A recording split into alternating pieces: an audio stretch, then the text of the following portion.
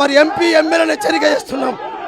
ఇప్పటికైనా మా ప్రాణాలు పోయినా పర్వాలేదు, మా ప్రాణాలు పోయినా పర్వాలేదు, రైతుల కొరకు ప్రాణాలను ఇస్తాం. బీఆర్ఎస్ పార్టీ కేసీఆర్ నాయకత్వంలో రైతుల కొరకే పనిచేస్తాం. అందుకొరకే ఈరోజు ఈ కేంద్ర రాష్ట్ర ప్రభుత్వాలు అయితే రంగుమారిన ధాన్యాన్ని కొనుగోలు చేయమంటున్నారు, తేమ లేకుండా పత్తిని కొనుగోలు చేయమంటున్నారు, రైతు బంధు రైతు భరోసా ఇవ్వమంటున్నాం. ఏం చేస్తున్నాం మేము?